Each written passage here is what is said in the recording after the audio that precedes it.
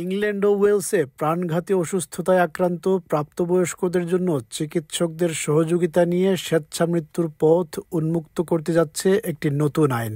দীর্ঘ বিতর্ক ও বিবেচনার পর ব্রিটিশ সংসদে terminally ill adults end of life বিল পাশ হয়েছে। বিলের পক্ষে ভোট দিয়েছেন ৩১৪ জন এমপি এবং বিপক্ষে ভোট দিয়েছেন ২৯১ জন। The ayes to the right 314, the noes to the left 291. এই ভোট ছিল একটি ফ্রি ভোট, অর্থাৎ এমপিরা তাদের দলের নীতির বাইরে গিয়ে ব্যক্তিগত বিবেক অনুযায়ী ভোট দিতে পেরেছেন।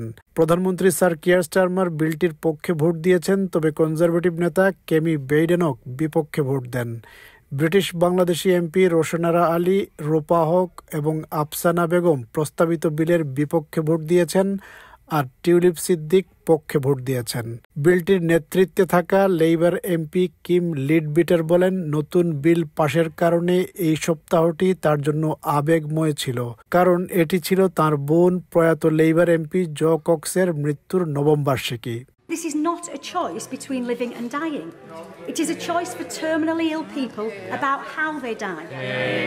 বিলের সমর্থকেরা বলছেন এটি একটি সহানুভূতিশীল সমাজ গঠনের দিকেই বড় পদক্ষেপ, যেখানে মর্যাদার সঙ্গে মৃত্যুর অধিকার দেয়া হবে। অন্যদিকে বিরোধীরা বলছেন এটি দুর্বল ও অসহায় ব্যক্তিদের উপর চাপ প্রয়োগের ঝুঁকি তৈরি করতে পারে। We already have the power to end up. It's called suicide. It is not a crime. It hasn't been a crime in this country for decades. This is a different power.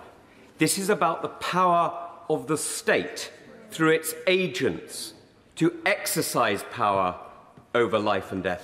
There is no doubt that if this bill is passed in its current form, people will lose their lives who do not need to, and they will be amongst the most vulnerable and marginalized in our society. শুক্রবার পার্লামেন্টের বাইরে শত শত মানুষ গরম রোদে সমবেত হন। কারো হাতে ছিল স্বেচ্ছামৃত্যুর সমর্থনের পোস্টার, কারো মুখে প্রতিবাদের স্লোগান। ডিগনিটি ইন ডাইং ক্যাম্পেইনের কর্মীরা ফ্লেমিঙ্গো গোলাপি টি শার্ট পরে উদযাপন করেন। অন্যদিকে প্রতিবাদী গোষ্ঠী নট ডেড ইয়েটের প্রতিনিধি জর্জ ফিল্ডিং, যিনি সেরিব্রাল পালসিতে আক্রান্ত, তিনি বলেন এই বিলটি বাস্তবিক অর্থেই সমাজের সবচেয়ে ঝুঁকিপূর্ণ মানুষদের জন্য প্রাণঘাতী হতে পারে। Those of us who may get to that point in our lives where we know we're near the very end and we are suffering intolerably, I think it is the only compassionate thing is to offer that choice. I just don't feel it's the answer. I really don't.